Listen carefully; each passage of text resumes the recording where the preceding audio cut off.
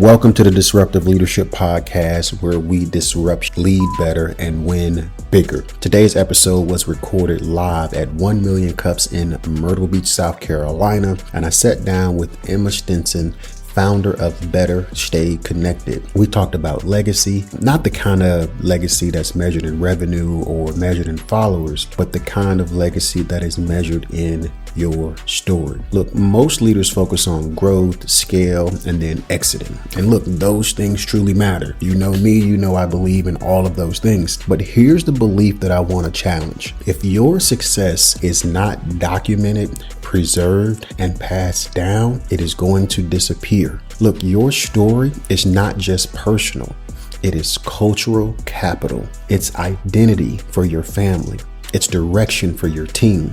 It's continuity for your organization. Look, this conversation will stretch how you define success, legacy, and wealth, because real leaders don't just build businesses, they preserve meaning. All right, let's get into it. So I am here with Emma. We are in Myrtle Beach, South Carolina, inside the Emerge facility. We just completed the 1 Million Cups Myrtle Beach. Woo! It was a fantastic experience. Right now, today's conversation is going to be a conversation that if she doesn't sing, I'm going to be disappointed. If she doesn't make someone cry, then there's something wrong with you, only because I understand what she does. So from Better Stay Connected, we have Emma. Now, Emma, I know you're in this with your husband. And so how are the dynamics of working with your husband? So I'm sure some people want to know that one out of the gates. I love it. Well, we are still both alive. Okay. So they are fantastic. No, but in all honesty, it's been a joy to work with my husband. And I've heard him say the same thing. And part of that is because we both look at this as a way to serve one another as well. And so there's a lot of respect, even when we disagree. You know, it's a healthy exchange of ideas. So it makes us better. Gotcha. So look, my wife and I, we look at it that way as well. Mm-hmm. Mother-in-law, she doesn't really care for it because she's like, oh my God, I can't believe you're doing that for him.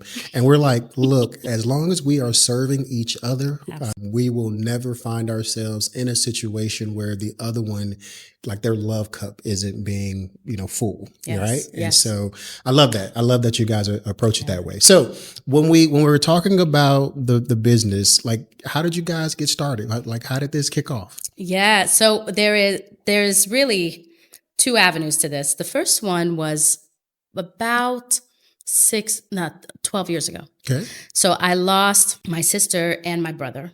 Okay. And in the midst of that loss, especially after we lost my brother, our family took anything we could gather, right? As you can imagine, it was a really hard time. So my sister was 14 when she passed. My brother was 19. Very young. Wow. And both were very funny. One of them, my sister was an artist. So Betty she could draw anything. So we gathered everything we could. And out of that, I made a little booklet of the ones that really represented and highlighted who they were. And that became a keepsake that helped us as a family to heal, that helped us remember them in a healthy way. My husband lost his mom a few years ago. So in thinking about this business and really realizing the urgency of being able to capture our life experiences, our stories, the wisdom, right? And make informed decisions also about our personal lives, our future. We wanted to remove all of the hurdles that come along with telling your story. And so we did a lot of customer research. We did a lot of listening. And we saw that a major gap was once people didn't know where to start, right? So that was one. The other one was time. The other one was really personalizing that to who they are. And so we took the combination of all of that and we said, let's remove as many pain points as we can in that storytelling journey, right? In that passing of legacy. And that way the person comes in and they just talk, right? And that's what we did. We started Better Stay Connected. We are a life story services and keepsakes company. And that's where that personalization comes in. So if you come in and you have, you're a gardener, for example, or you are a chef, we want to pair that up with keepsakes that make sense for you as well. You can write a book if that's what you want to do. But we have found that our approach allows people to really delve in and be who they are. So we had a songwriter who came, she wanted to write a book about her mom. We started talking. Like, wait a minute, you're a songwriter. right? So, what does it look like now to take your songwriting, your original pieces, and work with you on your first production? And that's what we did. We put the life stories behind the songs. We infused her mother's impact in that. And she just rehired us to do another project for her. Nice. So, like, I'm huge on storytelling, like, because I believe that stories paint pictures in people's minds. Also, Jesus used stories or parables, right, to share his message. And so I believe that stories are super powerful. So, for those out there who want to bring, and I'm going to kind of pivot towards the business focus just for a second, what would you say to someone who's a business owner in terms of how can you help me better tell my story so that I can tell my business's story better? Absolutely.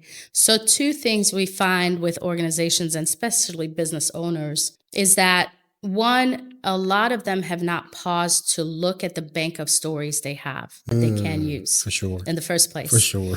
This process, right, requires having a personal memoir version of that first, and then being able to freely tell that story, right, those experiences, and then be able to select what makes sense strategically for the business.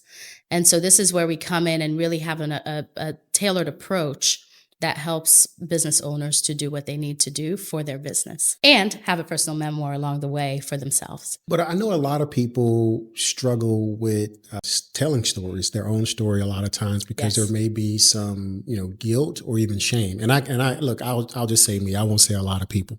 There was a point in time in my own life and journey where sharing my story, I felt like there was some guilt and shame. Like, how do you guys help people kind of deal with some of the internal stuff, that we may struggle with telling our story? Absolutely. And that's such a great question because that's so fundamental, right, to being able to effectively tell your story. So our team is comprised of a combination of social workers, counselors, people who've done professional interviewing for major companies. And so that helps us to have the expertise to know how to interview. So I'll give you an example. The hardest interview that I've probably done to date, it was a 12-year-old. Okay. Who lost a family member. Oh. Right. So you have the combination of disassociation that happened there and, real experience of the grief real time. Right. So having one word answers versus having, oh my goodness, he's gone. Where is he? I can't control myself right now. So all of this is backed by experience and expertise in the interviewing process so that we can pause when we need to pause. We can draw out those kind of complexities before the interview. Gotcha. We can tailor the questions so that we are aware. So we had a client hire us. They had lost a brother about a year before, and they said, look, our culture does not grieve. We don't believe in crying. We don't believe in, any emotional stuff. That's just not what we do. And so giving you a heads up because these are the interviews you're about to step into. And so that prepared us, right? So we were able to tailor the questions in such a way that we approached it with a reverence towards what that cultural experience was. But every single interview, they ended up weeping in that interview. Wow. Every single one of them. And it was what we realized too is sometimes having someone from outside the culture step in gives a freedom for the people to be able to really experience. The other part too is we are careful about, understanding what should remain private and what can be transformed to be made public without necessarily revealing the details. Gotcha. Right? So we work with our clients to be able to do that in a careful way and in a strategic way. I think so. You mentioned a word that has come up in this room a lot today, and that's the word culture. And I think a lot of times people don't understand how powerful and impactful culture is on the way people make their decisions, the way people share information. Like I know in our culture, right? Yeah. There's just certain things that we know, you know what? Yeah. If you don't know this, or if you don't do this, some people might say, oh, we'll take your black card away yes. from you, right? And so it's just culture, right? There's just the different things about culture. So for someone who is really big on culture, how does the keepsake help them tell the story of their culture so that maybe someone else may go, we should do this for our culture. We should do this for our organization. We should do this, right? Yes. So the keepsake component becomes really exciting for us Okay.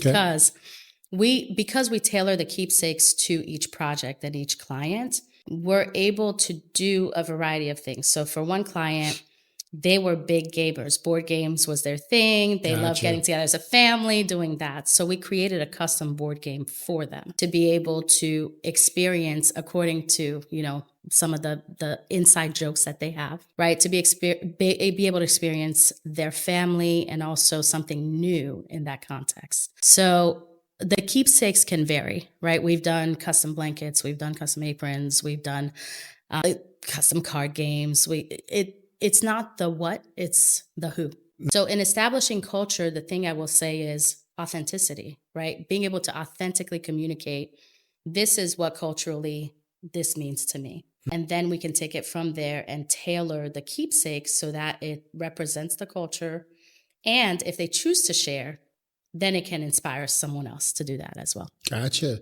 So authenticity, right? That's huge in our overall society makeup right now, at least in my mind, because there's so much like artificial intelligence. You never know if this video is a real human. You never know if this image is a real human. Yeah. And so right now we have a space where I think there's a lack of trust in what, we're seeing out, whether it's on social media, right, on television. And you talk about authenticity and you talk about the keepsakes. What has been for you personally, I guess it's more back of a personal question. What has been the most maybe fulfilling part for you that allows you to be your authentic self when creating these keepsakes? Yeah, no, definitely. And as a quick note of clarification, our main thing is actually life story services. Okay. So it's being able to tell the life story in the format that they want. So whether it's a book or a vlog or whatever, Okay. and the keepsakes then come as a support to that. Okay. Right? Okay. So that's the fun part, is that we get to do the keepsakes along the storytelling journey. So to answer your question, transformatively speaking, for me, it came through a couple of things, but I will share one of them. So I had a situation, I was working on Wall Street in New York and in a certain trajectory, and then my family had an emergency. Okay. And so I had to make a decision to leave that life to come and help in Virginia with this emergency. Okay. My plan was to do 4 months. And, years later, I was saying I'm still on my 4th month, right, as a joke. So it humbled me in a way that allowed me to see there's so much more to life than pursuing money, pursuing status, pursuing that. And that transformed my experience of people, of the value they bring to the table, their impact, the way in which we connect with one another, right, to stay better connected. For sure. And all of that. And so that was a major thing in my life, to be able to really appreciate. And today my sister and I have a great relationship. We have lost 2 siblings. And in the context of that, being able to say, no, she's getting married actually this year, and she's asked me to officiate the wedding. Nice. So things like that, to me, that's success, right, in life. And that's brought in an authenticity and a freedom as well. And I think for me also faith, being able to know that God has a plan for me and a purpose for my husband and I together, and unapologetically love on people, right, from all walks of life. Right. That's authentic. I think every single person has something beautiful to offer. I love being able to learn and interact with people, including babies and 2-year-olds, man. We have a good old time, so that's what a couple of examples. Yeah, thanks for sharing. No, I mean, you brought up authenticity, so I figured I'd, ask you for an authentic story. Absolutely. And so in that story, you talked about officiating her wedding. So you're a minister as well, or like what's going on? See, look, all this stuff that's being revealed to me that I had no idea. I'm in the process of getting the ordination for West Virginia. So, but I've been ministering for a long time.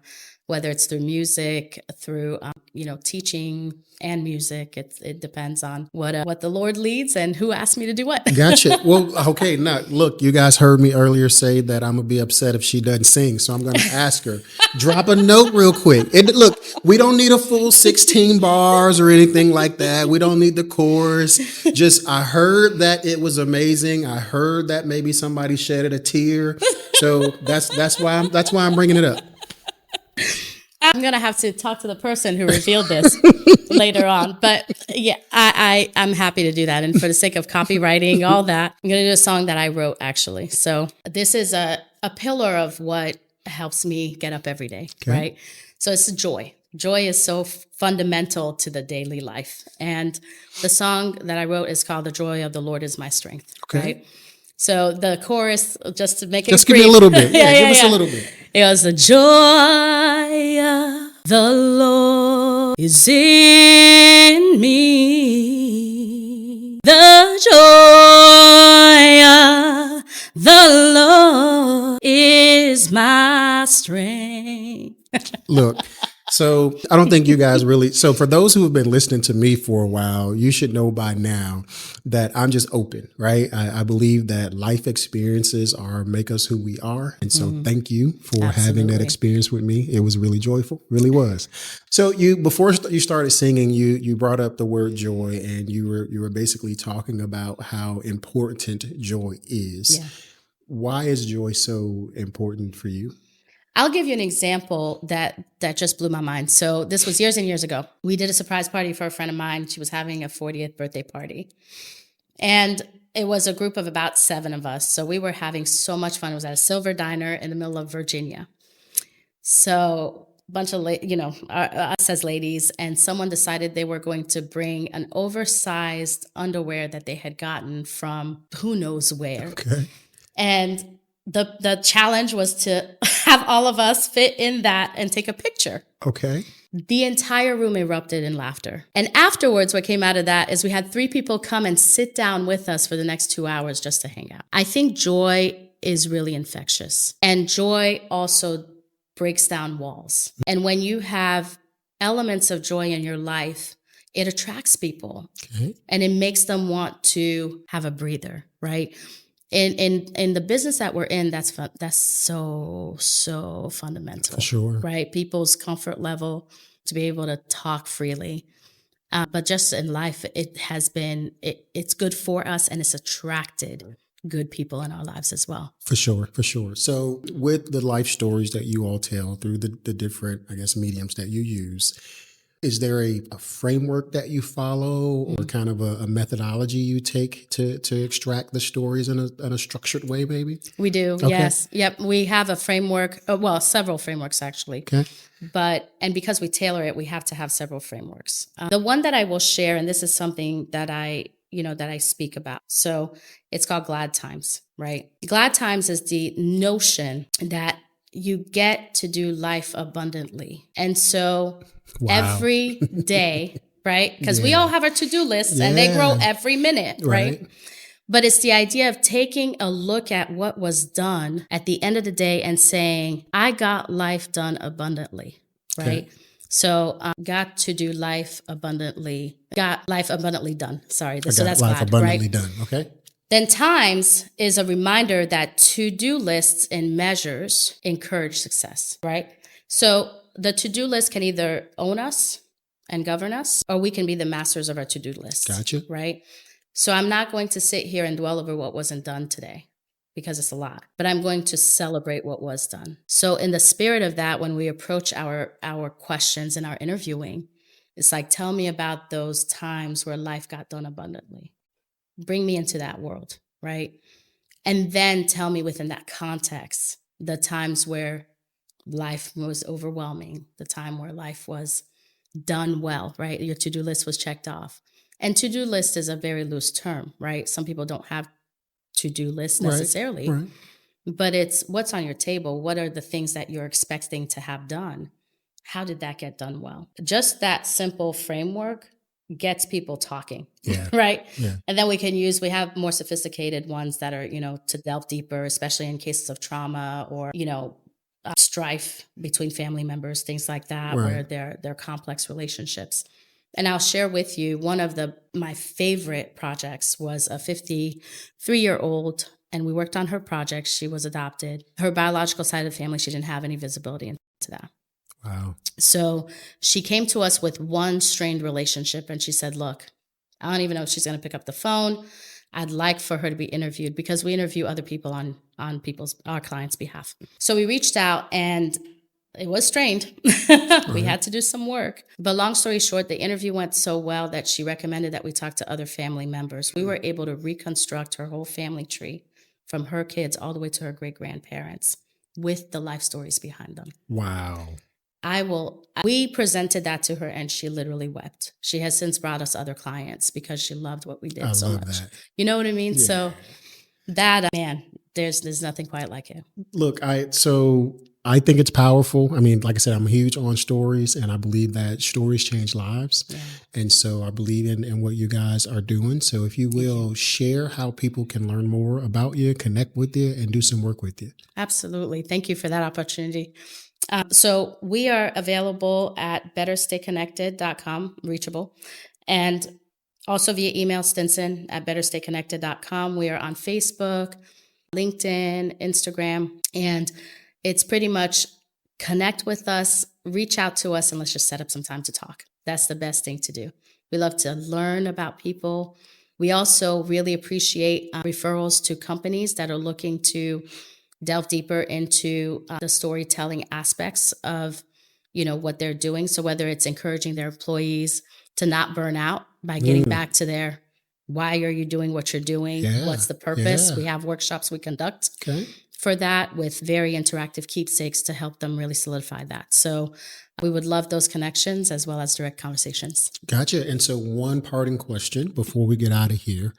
When it's all said and done for you guys and in the work that you're doing, what do you want the legacy to be? That we have helped millions of people pass on their wisdom, their impact, and value themselves more. I love it. I love it. I appreciate you. Thank you for being a guest on the Disruptive Leadership Podcast. Thank you. Until the next time we get to chat, you keep being great, telling great stories. Thank you. Thank you so much. This was a joy. Okay, if this episode stirred something up in your spirit, look, pause for a second. Think about what she said in the song that she sang. Think about how it made you feel. Think about how it touched your soul. Look, most people assume legacy happens after you die, after you exit your company, after retirement, after the kids graduate high school and all the chaos slows down. That belief is wrong. Legacy is built now. In what you document, and what you pass on, and what you choose to preserve. Look, if this conversation shifted how you think about legacy, take a moment and like this episode. Subscribe to the channel for me. That helps us get this message out to more leaders across the globe who care about more than just transactions. And if you're building something that deserves to outlive you, schedule a Catalyst System strategy session. We will map out how to create structure in your business so it generates revenue and protects what matters most, your legacy. All right, the link is down in the description. Then share this episode with someone whose story deserves to be preserved. Now, go disrupt, lead better, and win bigger.